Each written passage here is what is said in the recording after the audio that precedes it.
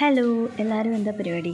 അപ്പോൾ ഇത് കുറച്ച് ദിവസം മുന്നേ എടുത്ത വീഡിയോ ആണ്. പക്ഷേ എനിക്ക് എഡിറ്റ് ചെയ്തിടാനൊന്നും സമയം കിട്ടാഞ്ഞതുകൊണ്ട് ഇന്നാണിപ്പോൾ എഡിറ്റ് ചെയ്യുന്നത്. അപ്പോൾ രാവിലെ തന്നെ ബ്രേക്ക്ഫാസ്റ്റിനുള്ള പരിപാടികളൊക്കെ ചെയ്തുകൊണ്ടിരിക്കുകയാണ്. അപ്പോൾ നമ്മൾക്കിന്ന് ബ്രേക്ക്ഫാസ്റ്റ് ഉപ്പുമാവും മുട്ടക്കറിയുമാണ്. നിങ്ങൾ ആ കോംബോ കഴിച്ചിട്ടുണ്ടോ? അടിപൊളി ടേസ്റ്റാണ് കേട്ടോ. കഴിച്ചിട്ടുണ്ടെങ്കിൽ ഒന്ന് കമൻറ്റ് ചെയ്യണേ. അപ്പോൾ നമുക്കിന്ന് ഉപ്പുമാവും എഗ് റോസ്റ്റ് അല്ല കറി കുറച്ച് ഗ്രേവി ആയിട്ട് എടുക്കുകയുള്ളൂ. കാരണം ഇവിടെ എല്ലാവർക്കും ചാറ് കൂടുതൽ വേണം, അതുകൊണ്ടാണ് കേട്ടോ. അപ്പോൾ നമുക്ക് ഉപ്പുമാവിന് വേണ്ടിയിട്ടുള്ള ക്യാരറ്റാണ് ഞാൻ തൊലി കളയുന്നത്.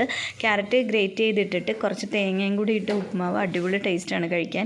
അതിന് പ്രത്യേകിച്ച് കറിയൊന്നും വേണമെന്നില്ല, എന്നാലും ഇവിടെ കറി വേണം. ചില സമയത്ത് കറി ഇല്ലാണ്ടൊക്കെ കഴിക്കും കേട്ടോ.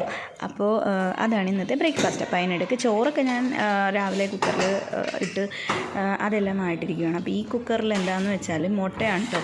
അപ്പോൾ മുട്ട ഞാൻ ഒരു 2 വിസിലടിപ്പിച്ചെടുത്ത മുട്ട പെട്ടെന്ന് വേവും. അപ്പോൾ ഞാൻ ഈ കാണിക്കുന്നത് എന്താണെന്ന് വെച്ചാൽ മുട്ടയുടെ തൊലി കളയാൻ ഏറ്റവും എളുപ്പമുള്ള മാർഗ്ഗമാണ് ഇത്. നമ്മൾ ഒരു പാത്രത്തിലിട്ടിട്ട്, കുഴിഞ്ഞ പാത്രത്തിലിട്ടിട്ട് ഇത് അങ്ങോട്ടും ഇങ്ങോട്ടും പതുക്കെ കേട്ടോ, മുറുക്കെ ആക്കരുത്. അങ്ങനെ ആക്കിയാൽ മുട്ട പൊട്ടി പൊടിഞ്ഞു പോകും. പതുക്കെ നമ്മൾ അങ്ങോട്ടും ഇങ്ങോട്ടും ഇട്ട് ആട്ടുമ്പോൾ ഈ മുട്ട ചെന്ന് അതിൽ മുട്ടുമല്ലോ, അങ്ങോട്ടും ഇങ്ങോട്ടും തമ്മിൽ മുട്ടുമല്ലോ. മുട്ടി കഴിയുമ്പോൾ ഈ മുട്ടയുടെ തൊണ്ടുകൾ പൊട്ടി കഴിയുമ്പോൾ നമുക്ക് ഭയങ്കര പെട്ടെന്ന് മുട്ടയുടെ തോട് പൊളിച്ചെടുക്കാൻ പറ്റും. പിന്നെ അത് ഇങ്ങനെ നമ്മൾ ഓരോന്നിങ്ങനെ പൊളിച്ചെടുക്കേണ്ട ആവശ്യമൊന്നുമില്ല കേട്ടോ. ഇത് കണ്ട അതിങ്ങനെ പെട്ടെന്ന് അങ്ങ് ഊരിപ്പോരുമ്പോൾ കൊണ്ട് ഭയങ്കര സിമ്പിളായിട്ട് പൊളിക്കാം കേട്ടോ. അപ്പോൾ നിങ്ങൾ ഇങ്ങനെ ചെയ്ത് നോക്കിയിട്ടുണ്ടോ? ഉണ്ടെങ്കിൽ പറയണേ. ഇല്ലാത്തവർ ഒന്ന് ട്രൈ ചെയ്ത് നോക്കും. പെട്ടെന്ന് നമുക്ക് ചെയ്തെടുക്കാൻ പറ്റും കേട്ടോ. അപ്പോൾ ഞാനെപ്പോഴും ഇങ്ങനെയാണ് കേട്ടോ മുട്ടയുടെ തൊലി കളയുന്നത്. അത് മുട്ട ഒരു കുഴപ്പമില്ലാണ്ട് കിട്ടുകയും ചെയ്യും.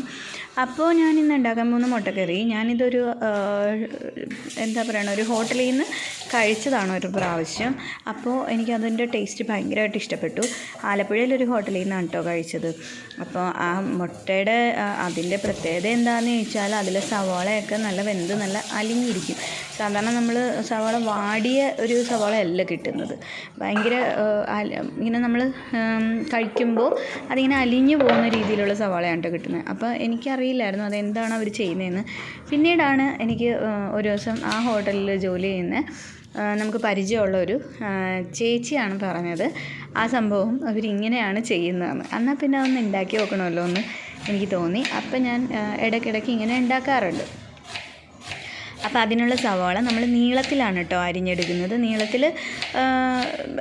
നീളത്തിലാണ് സാധാരണ ഇതിന് ഇങ്ങനെ വെക്കുമ്പോൾ അരിയുന്നത്. അല്ലെങ്കിൽ നമ്മൾ പല രീതിയിലും അരിയും. ഞാൻ ചില സമയത്ത് ചോപ്പറിലിട്ട് അടിച്ചെടുക്കാറുണ്ട്. അപ്പോൾ ഒരു ഗ്രേവി പോലെ ആവും.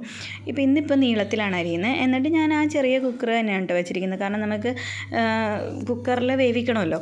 അപ്പോൾ അതിലേക്ക് ഞാൻ സൺഫ്ലവർ ഓയിലാണ് ഒഴിച്ചു കൊടുത്തിരിക്കുന്നത്. എന്നിട്ട് നമ്മൾ ഈ അരിഞ്ഞ സവാള ഇട്ട് നന്നായിട്ടൊന്ന് വഴറ്റിയെടുക്കണം. പിന്നെ ഇതിന് നമ്മൾ ഓവറായിട്ട് വഴറ്റേണ്ട ആവശ്യമൊന്നുമില്ല. കാരണം നമ്മൾ ഓൾറെഡി ഇത് വേവിച്ചെടുക്കാനുള്ളതാണല്ലോ, കുക്കറിൽ വേവിക്കണമല്ലോ. അപ്പോൾ അത് കാരണം ഓവറായിട്ട് വഴറ്റേണ്ട ആവശ്യമില്ല. ചെറുതായിട്ട് വഴറ്റിയാൽ മതി കേട്ടോ. അപ്പോൾ എൻ്റെ വീഡിയോസൊക്കെ ഇഷ്ടപ്പെടുന്നുണ്ടെങ്കിൽ ലൈക്ക് ചെയ്യാനും കമൻറ്റ് ചെയ്യാനും സബ്സ്ക്രൈബ് ചെയ്യാനും മറക്കരുത് കേട്ടോ. അപ്പോൾ നിങ്ങളൊക്കെ കാണുന്നുണ്ടോ എൻ്റെ വീഡിയോ? ഞാൻ ഒത്തിരി നാളൊന്നും ആയിട്ടില്ല വീഡിയോസൊക്കെ ഇടാൻ തുടങ്ങിയിട്ട്. അപ്പോൾ നിങ്ങളുടെയൊക്കെ സപ്പോർട്ട് ഉണ്ടെങ്കിൽ എനിക്ക് ഇനി ഇതുപോലുള്ള വീഡിയോസൊക്കെ ഇടാൻ പറ്റുള്ളൂ. അപ്പോൾ എല്ലാവരും സപ്പോർട്ട് ചെയ്യണം. അപ്പോൾ അത് നമ്മുടെ സവാള, അപ്പം ഞാനതൊന്ന് ചെറുതായിട്ട്, അതായത് ലോക്ക് ചെയ്യാതെ ചുമ്മാ ഒന്ന് അടച്ചു വെച്ചതാണ്. അപ്പോൾ നമുക്ക് ഈ സവാള ഒന്ന് ചുരുങ്ങി കിട്ടും ആവിയിലിരുന്ന്. അതിനാണ് ഞാൻ അങ്ങനെ ചെയ്തത്. ഇനി ഇത് നന്നായിട്ടൊന്ന് വഴറ്റി കഴിയുമ്പോൾ നമുക്കിതിലേക്ക് ഇട്ട് കൊടുക്കേണ്ടതെന്ന് വെച്ച് കഴിഞ്ഞാൽ ഇഞ്ചിയും വെളുത്തുള്ളിയും ചതച്ചത് ഞാൻ ഇട്ട് കൊടുത്തിട്ടുണ്ട്. ഞാനത് വീഡിയോയിൽ അത് മറന്നുപോയി വീഡിയോ എടുക്കാനായിട്ട്. അപ്പോൾ ഇഞ്ചി വെളുത്തുള്ളിയും കൂടെ അതിലേക്ക് ഇട്ടിട്ടുണ്ട് കേട്ടോ. ഇനി നമ്മൾ അതിലേക്ക് ഇട്ട് കൊടുക്കാൻ പോകുന്നത് മഞ്ഞൾപ്പൊടി ആണ്. ഇഞ്ചി വെളുത്തുള്ളി പേസ്റ്റ് ഞാൻ ഇച്ചിരി ഉണ്ടായുള്ളൂ. അപ്പം ബാക്കി ഞാൻ ചതച്ചാണ് കേട്ടോ ഇട്ടത്. അപ്പോൾ ഇതൊന്ന് ആ ഇഞ്ചി വെളുത്തുള്ളിയുടെയും കൂടെ പച്ചമണം ഒന്ന് മാറി വരണം. അപ്പോൾ നമ്മൾ പിന്നെ അതിൽ ചേർത്ത് കൊടുക്കാൻ പോകുന്നത് മഞ്ഞൾപ്പൊടി 1/4 ടീസ്പൂൺ ഉണ്ട്. പിന്നെ കുരുമുളക് പൊടിയാണ്, അതൊരു 1/4 ടീസ്പൂൺ.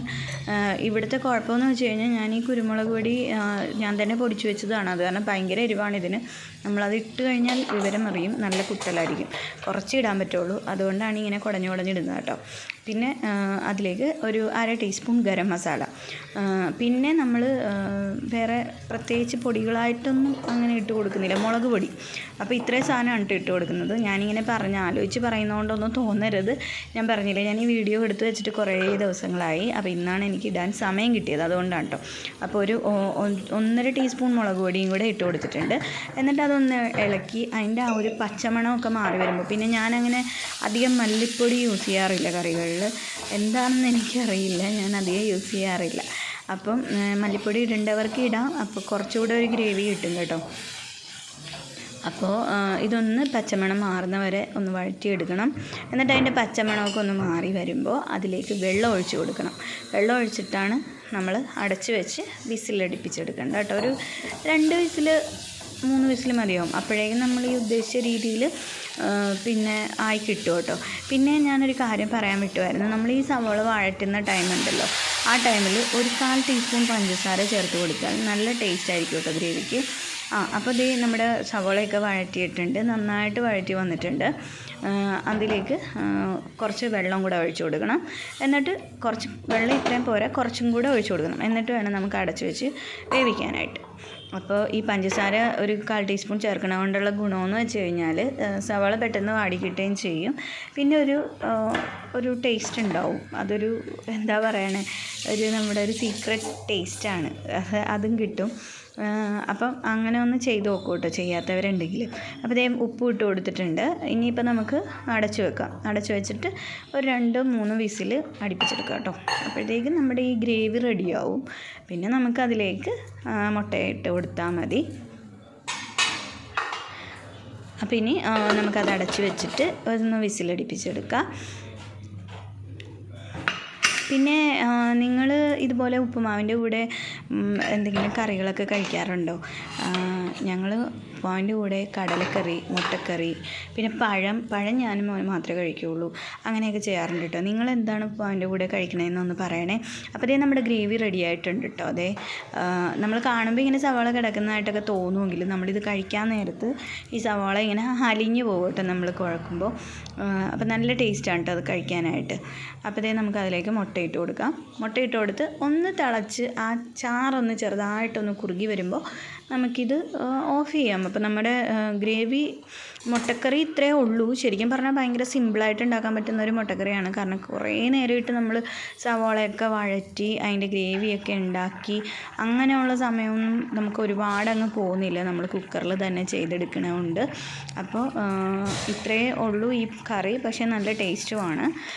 ഇനി നമുക്ക് തിളച്ച് അതൊന്ന് കുറുകി വരുമ്പോൾ നമുക്കതിലേക്ക് കുറച്ച് മല്ലിയിലയും കൂടെ ഇട്ട് നമുക്ക് ഒന്ന് എണ്ണ ഇങ്ങനെ തെളിഞ്ഞു വരുമല്ലോ, ആ ഒരു പരുവം വരുമ്പോൾ നമുക്ക് ഓഫ് ചെയ്യാം. അപ്പോൾ ഇത്രയേ ഉള്ളൂ. എല്ലാവരും ട്രൈ ചെയ്ത് നോക്കണേ. ട്രൈ ചെയ്തിട്ട് അഭിപ്രായങ്ങളും പറയണം.